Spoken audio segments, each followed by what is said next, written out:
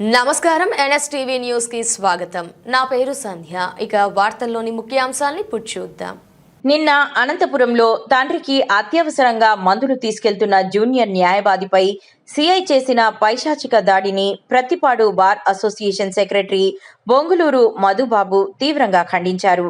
Bike కాగితాలన్నీ సక్రమంగా ఉన్నప్పటికీ పరిస్థితిని వివరించినా వినకుండా సిఐ చేయి చేసుకోవడం దారుణమని international human rights protection commission state legal advisor Battula Ravikumar ఆగ్రహం వ్యక్తం చేశారు. అనంతరం స్థానిక అంబేద్కర్ విగ్రహం వద్ద న్యాయవాదులు, కమిషన్ సభ్యులు, స్థానికులు కలిసి ఈ దారుణానికి వ్యతిరేకంగా నిరసన తెలిపారు.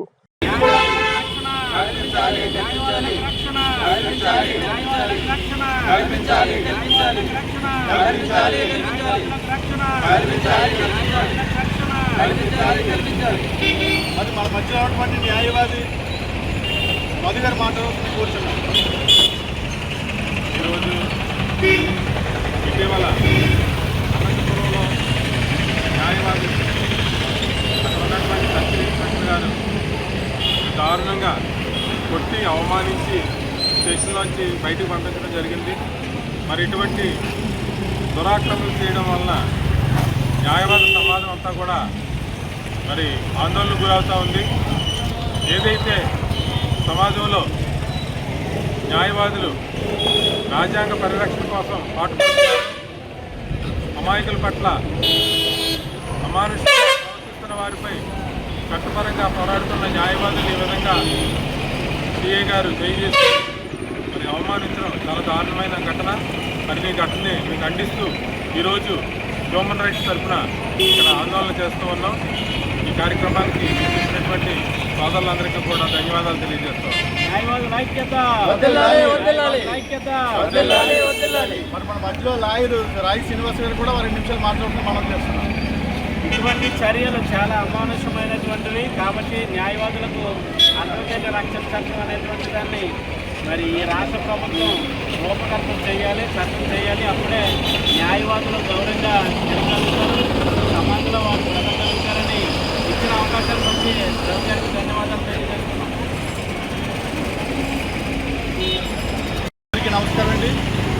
మరి ఈరోజు ప్రతిపాడు గ్రామంలో international human rights protection commission వారి ఆధ్వర్యంలో ఏదైతే అనంతపురం జిల్లాలో ఆ యొక్క సిఐ గారు న్యాయవాదిపై చేసినటువంటి ఆ యొక్క దమనకాండ ఏదైతే ఉందో, ఆ యొక్క దౌర్జన్యం ఏదైతే ఉందో దానంతటినీ కూడా ఈరోజు ప్రతిపాటు న్యాయవాదులుగా ఆ యొక్క సంఘటనను తీవ్రంగా ఖండిస్తున్నాం.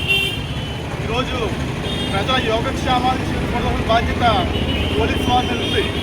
పోలీస్ వారికి ఈరోజు సొసైటీలో ఒక సంఘంలో మంచి గుర్తింపు ఉంది. మరి అటువంటి పోలీస్ వారు ఈరోజు వారి యొక్క విధులను మరిచి రాజ్యాంగంలోటువంటి హక్కులని కాలరాచి ఈరోజు ఒక న్యాయవాదిని దౌర్జన్యంగా కొట్టి తిట్టి హింసించారంటే అది చాలా రాజ్యాంగ వ్యతిరేకం అని చెప్పేసి ఈ యొక్క సందర్భంగా మేము డిమాండ్ చేస్తున్నాం. ఎవరైతే సిఐ గారు మా సహచర న్యాయవాదుల మీద చేయి చేస్తున్నారో వెంటనే వారిని సస్పెండ్ చేయాలని చెప్పేసి ప్రతిపాటు న్యాయవాదులుగా ఈ సందర్భంగా మేము డిమాండ్ చేస్తున్నాం.